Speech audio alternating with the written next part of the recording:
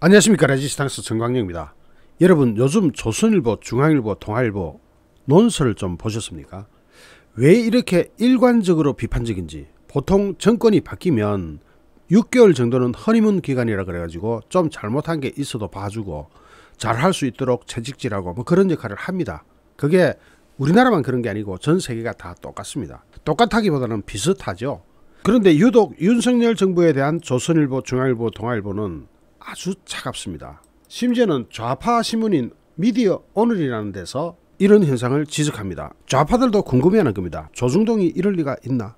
미디어 오늘이 5월 9일부터 7월 8일까지 60일 동안 윤석열이 포함된 조중동 사설 212건을 분석한 결과 취임 초라는 점을 감안할 때, 특히 허니문 기간이라는 점을 감안할 때 심상치 않은 비판 기류를 확인할 수 있었다 라고 미디어 오늘이 이야기합니다.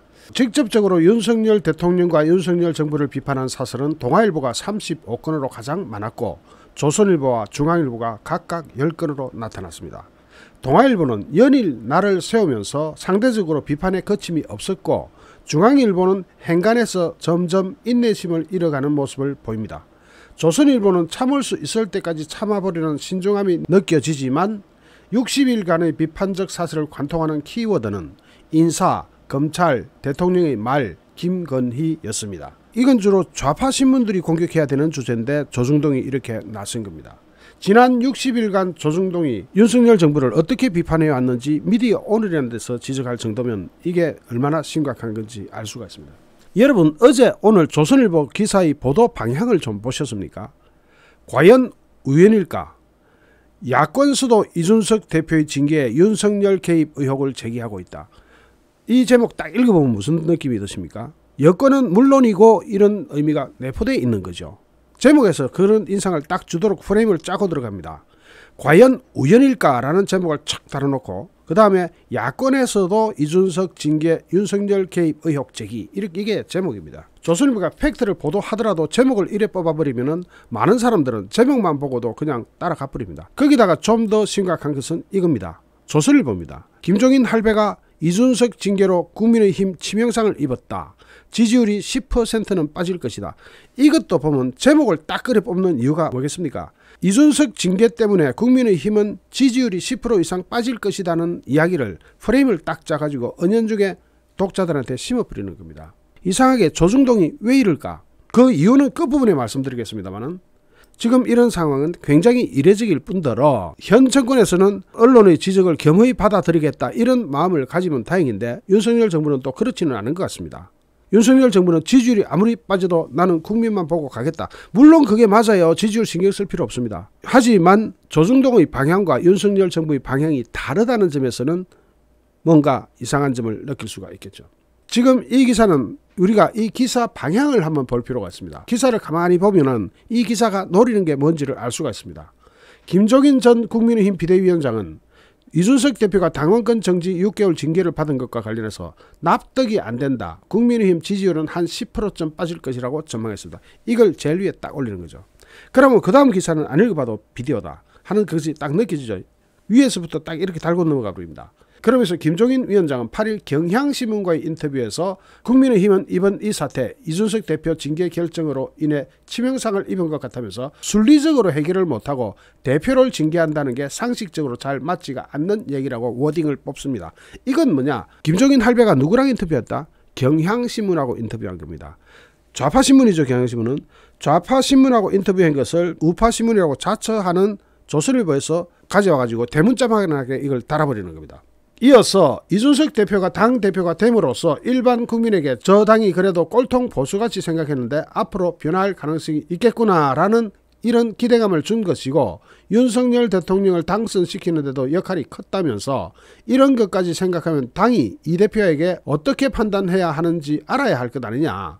정치적인 판단을 했어야 하는 건데 정치적 판단을 못한 것이다. 정치 수준이 그 정도밖에 안 된다. 이런 식으로 몰고 가버립니다. 그 다음에 따라올 기사는 안 봐도 비디오니까 그냥 생략하겠습니다. 왜냐?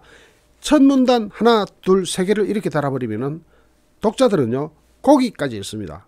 그 다음에는 윤석열 정부를 편들어주는 듯한 어조가 나와도 독자들은 거기까지 안 읽고 처음 한 문단 두 문단 세 문단 읽으면 땡입니다. 그렇게 돼 있는 것을 그렇게 짜고 넘어가는 겁니다. 이 기사도 한번 보겠습니다. 제목부터 과연 우연일까? 이것부터 굉장히 의도적이죠. 그리고 본문 첫 번째는 이렇게 시작합니다. 이준석 국민의힘 대표가 당 윤리위원회로부터 당원권 정지 6개월 징계를 받은 것과 관련해서 야권에서도 윤석열 대통령이 개입한 것 아니냐는 의혹이 제기됐다. 야권에서도 하고 워딩을 써버리면 어떻게 됩니까? 여권은 물론이고 하는 게 포함되어 있는 겁니다. 글 쓰는 사람의 의도는요, 특히 기자의 의도는 글 첫 번째 문맥 보면 기자의 의도가 뭔지를 딱 파악할 수 있습니다. 좌파 언론들이 흔히 써오던 수법입니다. 두 번째 문단, 더불어민주당의 비례대표 위성정당인 더불어시민당 출신 용해인 기본소득당 의원은 8일 페이스북에 여당 대표도 피해갈 수 없는 검찰 캐비넷이라는 제목의 글을 올립니다. 그런데 이 글을 쓴 사람은 누구다? 용해인 의원. 용해인 의원은 이준석 대표 측이 성상납 폭로자에게 각서를 써준 것 등이 부적절한 행동이었다 하면서도 애초에 이 건은 어떻게 불거졌던 것일까? 검찰 측은 부인하고 있지만 어쨌거나 발단은 어떤 루트에서건 수사 정보가 흘러나왔다고 봐야 될 것이다. 제일 처음 소스를 그렇게 씁니다. 검찰 세력을 대표하는 윤석열 당시 대통령 후보의 이익에 봉사하는 정보가 이렇게 기막힌 타이밍에 유출된 것이 과연 우연인지 의문이다. 즉 성상납 폭로자에게 각서를 써준 것이 소스가 검찰 측은 부인해도 결국 수사기관에서 나왔을 거 아니냐. 안 그러면 일반인이 알 수가 없다. 특히 각서를 주고받고 한 쪽에서는 처음 소스가 아니었다는 겁니다. 그러면서 용해인 의원은 여당 내 권력 암투에 검찰을 비롯한 수사기관이 긴밀하게 공조하고 있는 것 아닌가 짐작이 된다. 이준석 대표에게 제기한 의혹들은 진위를 가려야 한다. 그러나 진실규명과는 별개로 혹시 이러한 일련의 일들이 누군가의 정치적 이익에 복무하기 위해서 이용되고 있는 것은 아닌지 돌아볼 필요도 있다 하면서 이준석 대표에 대한 징계는 징후적 현상이다. 야당도 구태 청년 정치인이 알아서 숙청됐다고 마냥 박수칠 일은 아니다. 권력의 상층부를 완전히 장악한 사정 권력은 여야를 가리지 않고 적절한 타이밍에 캐비넷에서 자료를 꺼내들 수 있다. 여야를 가리지 않고, 그러니까 여당도 지금 꼼짝 말하는 그런 입장이 되고 있다 하고 설명을 하는 겁니다. 이전 투구의 이면에서 벌어지는 사정기관의 개입과 정상적 정치 과정의 왜곡에도 눈을 떼지 말아야 한다. 정치인의 심판이 특정 집단의 이익에 복무하는 방식일 때 민주주의는 끝난다. 지금 이것이 하나 둘 셋 넷 다섯 문단 용해인 의원의 글을 가지고 왔습니다. 조선일보는 용해인 의원의 글을 가지고 이렇게 디테일하게 소개를 합니다. 그러면서 국회 부의장을 지낸 김상희 민주당 의원도 용해인 의원의 글을 공유하면서 검찰 국가의 본질을 보여주는 사건이라고 했습니다. 자, 이렇게 되면은 윤석열 정부가 검찰 국가라는 것을 조선일보가 국민들한테 홍보를 하는 셈이 됩니다. 다른 언론도 아니고 조선일보가. 이러니까 미디어 오늘이라는 좌파 신문에서 조선일보 이상하다, 정말 이상하다, 윤석열 정부가 들어선 지 60일 동안 사설을 몽땅 다 봤더니, 그 3개의 신문 사설 212개를 몽땅 다 봤더니 동아일보가 35건, 조선일보와 중앙일보가 10건 해가지고 55건, 그러면 212건 중에 55건이 윤석열 정부를 비판하는 것이다 하면은 약 4분의 1이, 그러니까 조중동이 사설을 쓸 때는 정치부만 사설을 쓰는 건 아니죠. 정치, 경제, 사회, 문화 다 사설을 씁니다. 그중에 정치 분야에 유독 전체 사설의 4분의 1이 윤석열 정부에 대한 비판이라면 정치 분야에 대해서는 거의 과반수 이상이 윤석열 정부에 대한 비판으로 봐야 될 겁니다. 이것을 미디어 오늘이라는 데서 잡아가지고 약 올리듯이 해사니까 열받죠. 좌파가 저러니까. 특히 동아일보는 5월 10일 한동훈 후보자는 윤석열 대통령의 핵심 측근이다. 그런 만큼 다른 장관 후보자들보다 더 몸을 낮출 필요가 있다. 그런데 한동훈 후보자는 딸 관련 보도를 가지고 한 기자들을 고소하는 등 성역 없는 검증을 받아야 할 공직자로서 적절치 않은 태도를 보이고 있다. 자, 누구를 깝니까? 한동훈 법무부 장관 후보자를 당시 사정없이 까는 겁니다. 그러면서 윤석열 대통령의 취임사는 원론적인 수준에 머무른 듯한 느낌이다. 자유와 인권, 공정, 연대 등 중요한 가치를 내세웠지만 구체적인 액션 플랜이 보이지 않기 때문이다. 취임사만 놓고 보면 윤곽이 분명치 않은 추상화로 보인다. 정교하고 섬세한 붓질이 필요하다. 국정은 실행이다 라고 지적합니다. 동아일보 이거는 틀렸어요. 왜냐? 국정은 실행은 맞아요. 국정은 실행을 전제로 발표하는 것이 맞습니다. 맞지만 추상하다. 윤석열 대통령이 이 취임사를 쓰고 나서 그 다음에 걸어가는 행보는 이 취임사를 그대로 실천하는 듯한 행보를 걸어가고 있는데도 수상하다 이래버리면 어떡합니까? 동아일보가 이상하게 글을 쓰고 있다. 즉 동아일보의 목적은 뭘까? 조선일보는 6월 7일 인사기획관과 인사비서관, 대통령실 살림을 담당하는 총무비서관과 부속실장까지 검찰 출신을 기용한 것은 전례가 없다. 한동훈 장관의 법무부가 인사검증을 맡게 된 만큼 윤석열 정부 인사는 추천부터 검증까지 검찰 출신이 좌지우지하는 구조가 되어버렸다. 장관급인 국가보훈처장에 처음으로 검사 출신이 임명됐다. 검찰 출신 위원장이 공정위를 이끈 적은 한 번도 없었다.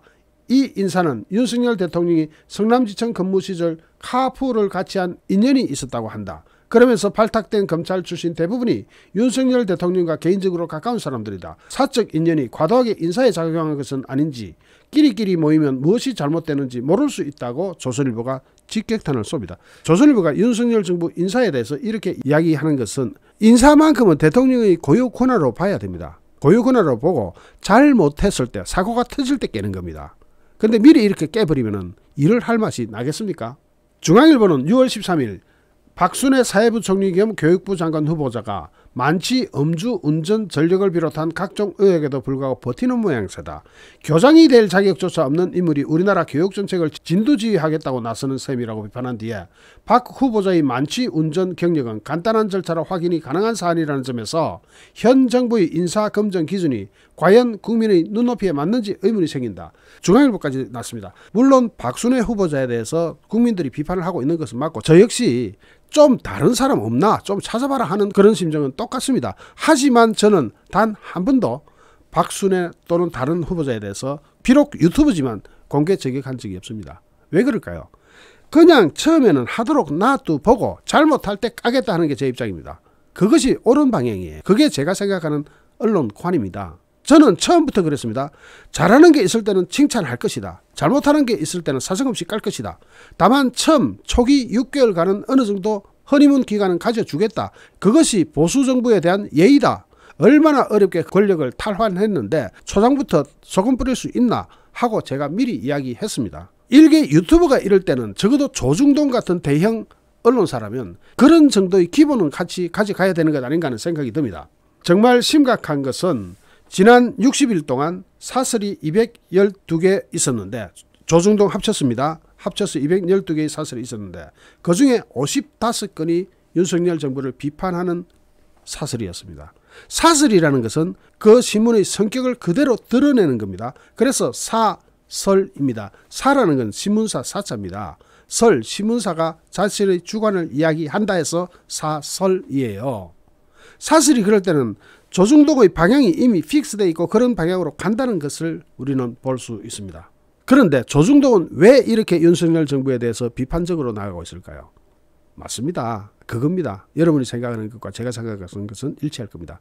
윤석열 정부가 검사 출신을 중용하고 있죠. 그것은 나라를 바로잡기 위해서 한 번쯤 깨끗하게 나라를 틀고 가기 위해서 반드시 필요한 작업이라고 저는 생각하지만 조중동에서 볼 때는 언론사 출신을 중용을 한다든지 또는 조중동이 잘 알고 있는 경제관료 출신들이나 조중동과 커넥션이 잘 되어 있는 사회의 기득권층이 권력에 진입을 못하고 있다. 여기에 대한 불만으로 지금 저러고 있는 것 아닌가. 여러분은 그런 생각 안 드십니까? 저는 듭니다. 조중동이 이렇게 비판적으로 나갈 때는 소외감 또는 박탈감. 자기네들이 열심히 기사를 써서 대통령을 당선시켜 줬는데 자기네 쪽에서는 사람을 써주지 않는다. 특히 자기네들과 평소 커넥션이 닿았던 사람에 대한 인사도 진행하지 않는다. 자기네들이 추천할 길도 없다.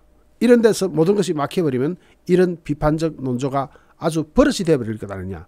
지금 권력 초반기인데 초반기부터 언론과 윤석열 정부가 이렇게 삐걱대기 시작하면 나중에는 어떻게 될까요? 여기서는 윤석열 정부도 조금 더 현명할 필요가 있고 조중동도 이익을 생각하지 말고 국가가 어디로 가야 되는지를 다시 한번 생각해 주시기 바랍니다. 최소 6개월간은 허니문 기간 좀 지킵시다. 조중동. 잠시 후 또 다른 주제로 여러분을 찾아뵙겠습니다. 시청해 주신 여러분께 진심으로 감사드립니다. 여러분 고맙습니다.